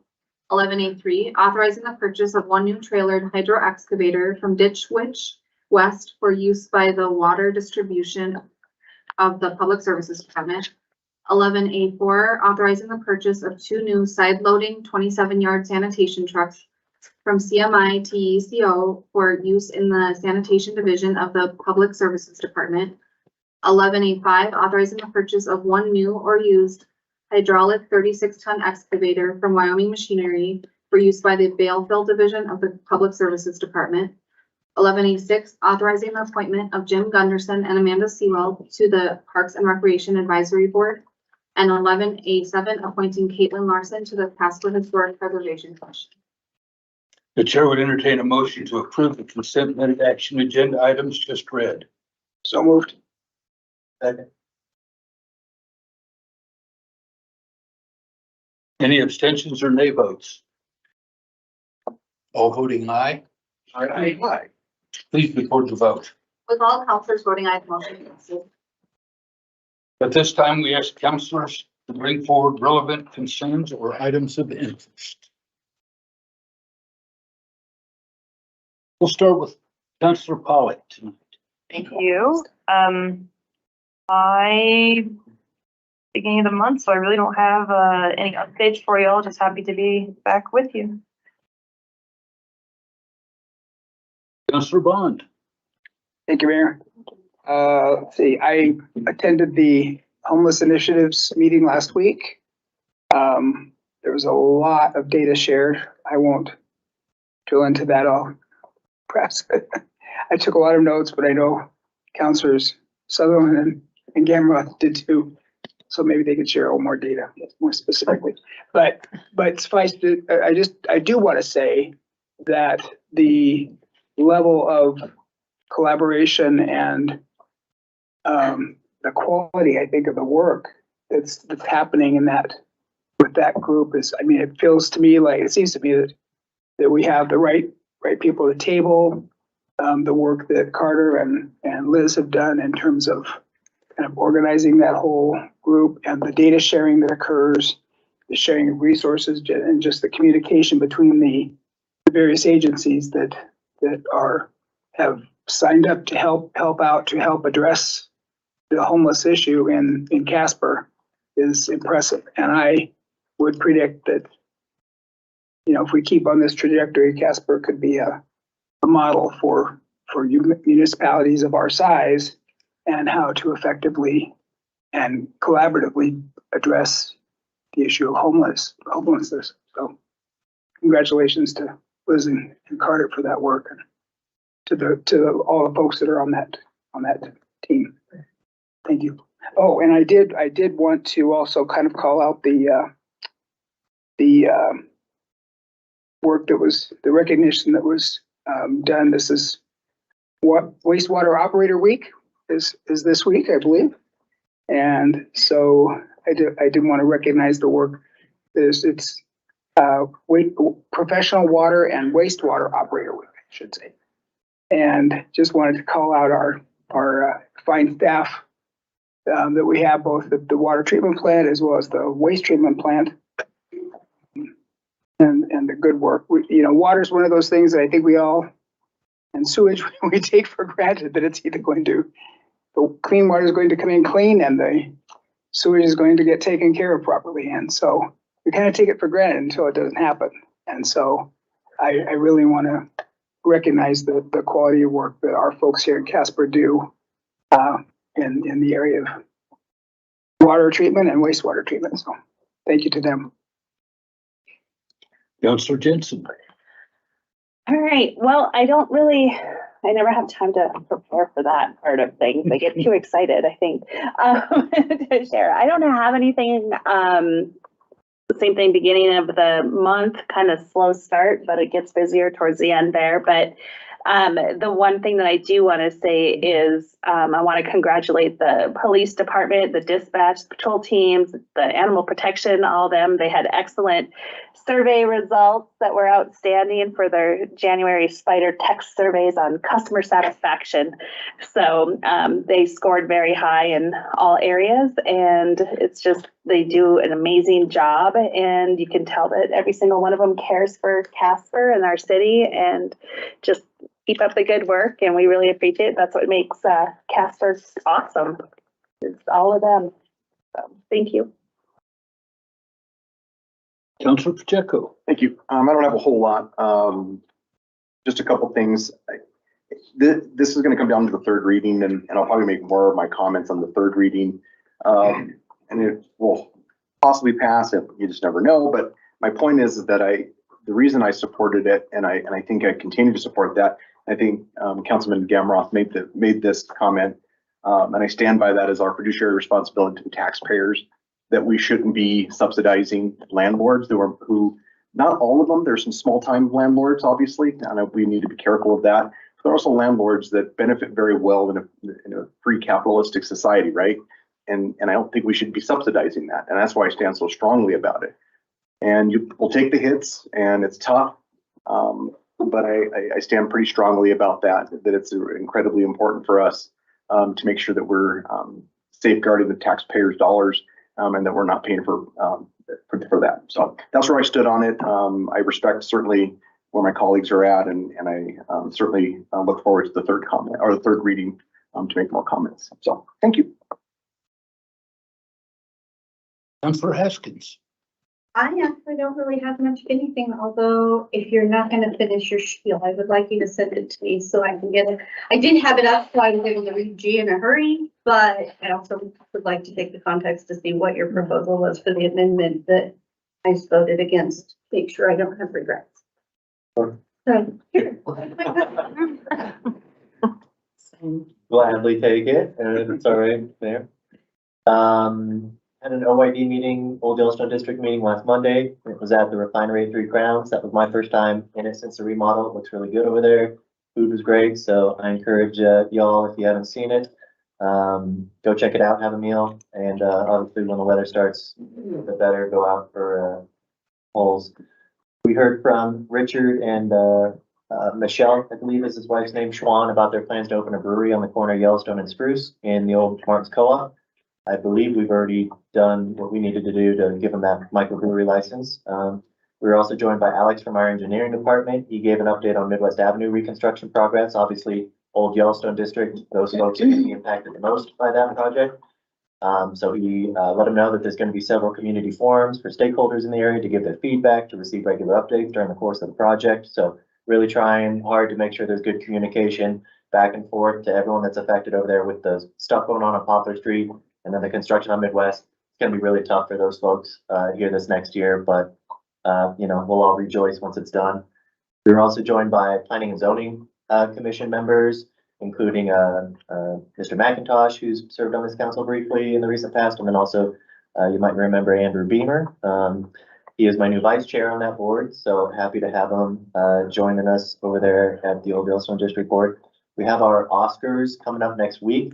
I've not attended that before, but my understanding, Liz ducked out. She's all things Old Yellowstone District expert, but I believe it's an event to recognize kind of the work of existing businesses, to celebrate new businesses in the area. So looking forward to seeing what that entails. As Councilor Bond mentioned, we did have a homelessness coalition meeting last Wednesday. Again, lots of information shared from all the various stakeholders. Too much to share here, but I thought some of the most notable observations were we got an update from our chief, McFeeters, about some upcoming crime reports. They're going to reflect a significant increase in Native American arrests. This is not evidence of profiling on the part of our police department, but more so an increase in folks coming to town from the reservation area and, having encounters with law enforcement. This is supported by stats that were gathered and shared by other entities, Central Wyoming Rescue Mission, said that they've seen a doubling in the folks from the reservation at their shelter over the past year or so. Central Wyoming Counseling Centers, they said up to 30% of the individuals in their 90-day drug treatment program are identifying as Native American. And so, you know, that's something that will, I guess, just something to be mindful of when folks maybe see some of those those crime reports coming out, or if any of the local news publishers decide to give a little bit more, you know, voice to that. Just keep it in context of the whole thing. Obviously, homelessness is something that we're working out in the Riverton area has been a point of contention during those discussions. Kim at the Casper Housing Authority talked about the fact that many of the people coming to Casper seeking service don't qualify for a variety of reasons. They're either actively using illicit substances, in which case they're not eligible to seek discipleship program services at the rescue mission. They may have felony records or have a bad history. She threw out the example that they received 280 applications to fill the 60 units at Liberty Square. So they had to go through 280 applications to fill 60 units because there's so many people that were ineligible. You know, they have to abide by HUD guidelines and stuff. And so just something to keep in mind that a lot of the people out there in need of housing can't qualify for one reason or another. The point in time count in the Project Homeless Connect recently took place. That's to try to capture a snapshot of all of the population of homeless individuals in our community and connect them to resources. Kelly at Community Action Partnership talked about the importance of standardizing the metrics we're using. Those can often change at the HUD level, and that makes it really hard to identify trends and the impacts our services are having on a local level.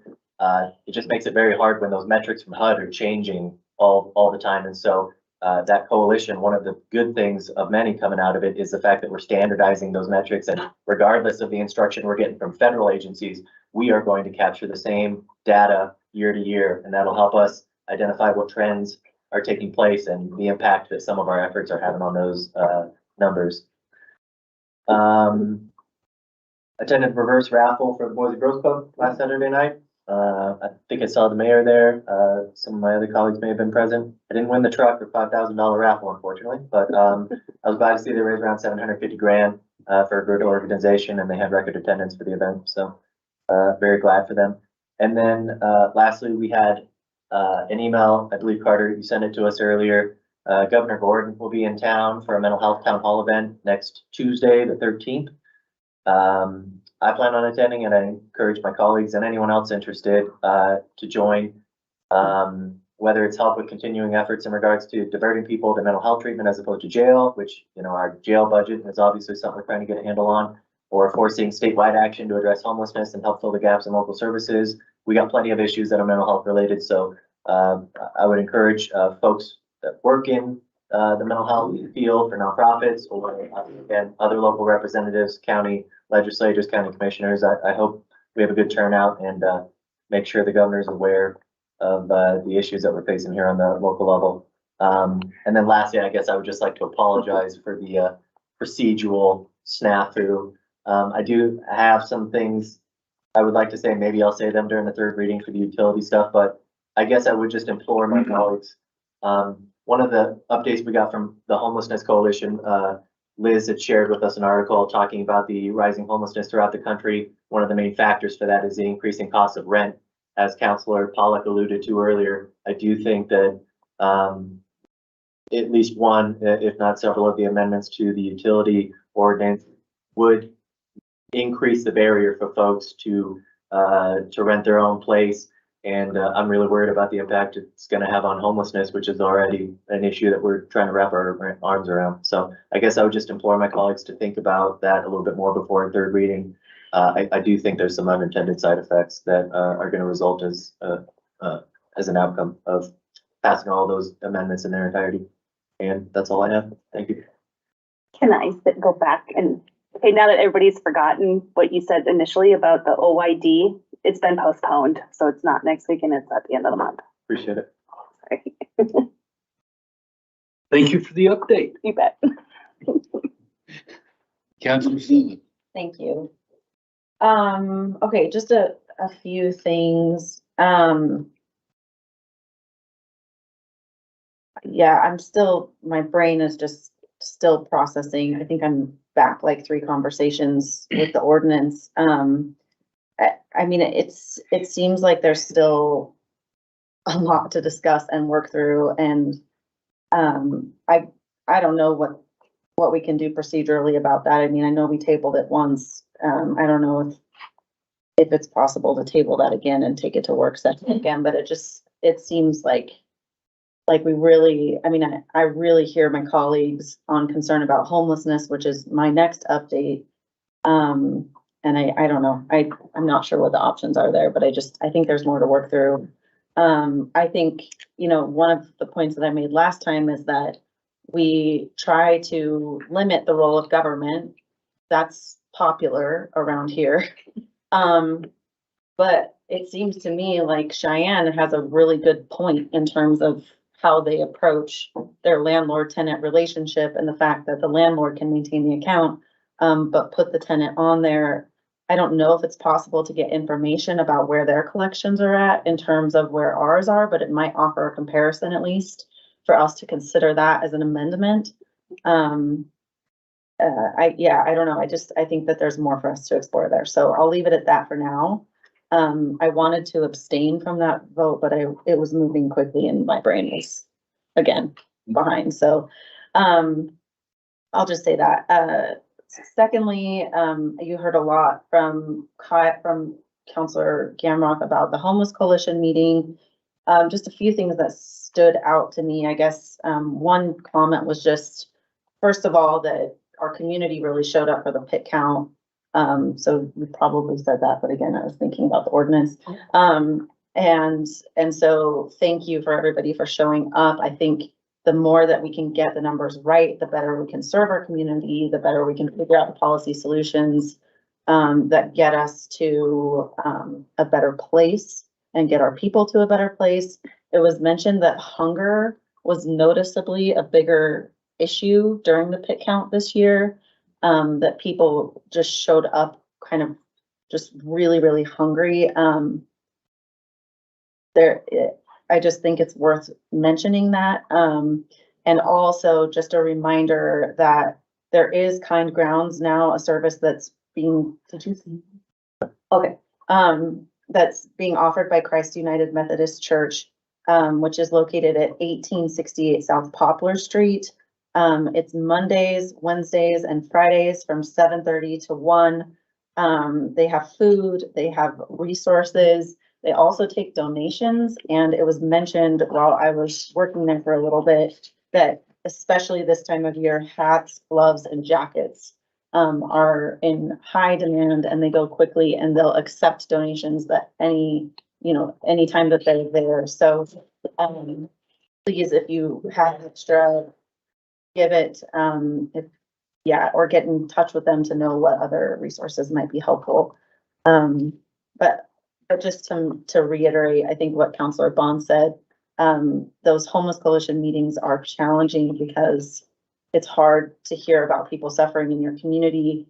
And I'm also really heartened every time I'm there to see the people who show up and who are trying to do what they can and help educate those of us who have to form opinions on it and make decisions in the best way that they can too. So I'm just grateful every time I'm there. And kind of connected to that, I'd like to ask if it's possible, maybe in a pre-meeting or a work session, wherever it makes sense, if there's a chance we could get an update on opioid funding settlement receipts, and just have a conversation about the plans that have been put into place around that money coming in. I know that we have received some money. It's obviously going to the city, it's going to the county, and it's going to the state. And it just seems like there's so much opportunity to be strategic, especially because there are those gaps that people fall into. A lot of them have to do with substance abuse, and that is what that settlement money is intended to address in part. So I'd love it if we could get that added as a topic of discussion. I don't know if I have to wait. One other thing, wait till it gets to me and I'll bring that up. Okay, perfect. Thank you. To cap it off on maybe something that might inspire people, I attended the Women in Wyoming exhibit at the NIC, over the weekend, and it is truly inspiring, and some beautiful portraits, beautiful stories of female leaders in our state. So if you want to feel inspired, and see some cool ladies, please go check it out. That's it. Thank you, Vice Mayor. I want to start off, and it looks like we have a Boy Scout troop. What's the troop number? Well, thank you guys for showing up tonight. I appreciate it. Stick with the troop. They teach you some great things, boys. I've, over the last couple of weeks, been in a lot of meetings. So then this Thursday, we've got several meetings, then Parks and Rec, then we go to legislative meetings. Last week had breakfast and town hall meeting with Harriet Hageman. And so we had some really good discussions with her on things that are happening on the federal level, but then she was also asking what she could do for us more on the local level and where she could help us at and stuff. And then this weekend, unfortunately, I attended Bobby Brasso's funeral. So that was a very moving experience and very sad to see, but so it's just been a busy couple of weeks. That's all I've got. Thank you. And this is going to be in no specific order, but 2 weeks ago, because we didn't do anything last week as far as city council business was concerned. But yes, I attended that same Representative Hageman's breakfast. I think Vice Mayor's covered that. Bubbles and Beans was Friday night. They had a very good turnout. That was for Meals on Wheels fundraiser. CNFR meeting last night. Everything seems to be on schedule there. Season ticket renewals, I believe, will be coming out in March. So if you have a season ticket and want to keep it, make sure you get on that bandwagon and get that work done. Otherwise, they will sell them out from under you. So, did attend Bobby Barasso's funeral on Saturday. Kyle, as far as the procedural business, I actually got this backwards. You should have gone ahead and done the amendment, and then when we asked for discussion, you could have done all of that, okay? Rather than, so that would have been after the amendment per procedure. Is that a reasonable assessment? Yes. So I screwed that up as well. So we'll draw a truce on that. Okay. It's been suggested by one of our counselors that we bring the water bill issue back up for a work session. Is anybody interested in doing that next week at our work session? I need a show of the utility bill ordinance. Oh, I see. Put it into a work session. Yes, rather than, because we didn't table it, so it's on the agenda for 2 weeks. We have 2, 3, 4, 5. Okay, that's a majority. Can we get that on the work session? You bet. Very good. The other thing is there was a request for an update on opioid payments and how they're being used. Is everybody willing to bring that up for an information only type deal at, or maybe more than that? 1, 2, 3, 4. Yeah, that's a go. Can we get that on? Oh, very good. That's why I said I think. I will bring those things up at the end.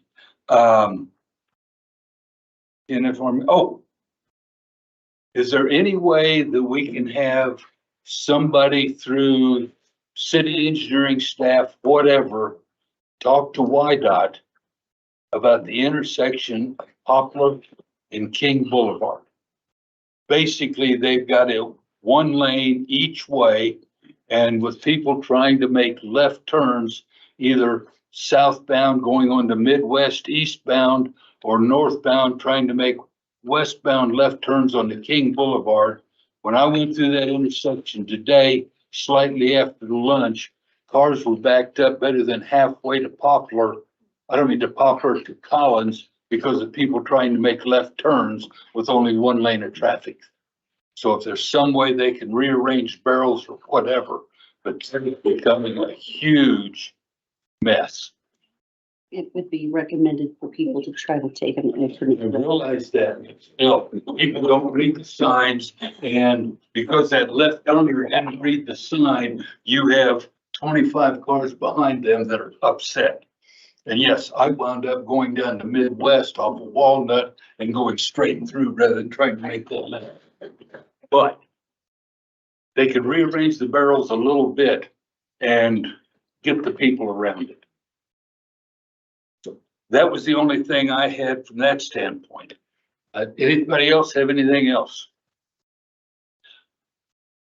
The next meeting of City Council will be a work session to be held at 4:30 Tuesday, that's PM, Tuesday, February 13th, and regular council meeting to be held at 6 PM on Tuesday, February 20th. A notice of an executive session to take place at this date and during this meeting was given. We have matters to discuss. We have matters to discuss related to personnel. The chair would entertain a motion to adjourn into executive session, and at the conclusion of that executive session, to reconvene this regular meeting solely for the purposes of adjournment of this regular meeting. Second. There are a majority of councilors present, and a motion to adjourn into executive session has been moved and seconded. This motion requires a 2/3 majority of the council present. Any abstentions or nay votes? All voting aye. Aye. Please record the vote. All councilors voting aye, the motion passes. A greater than 2/3 majority of council present voted in favor of the motion. We are hereby adjourned into an executive session. Thank you all for attending.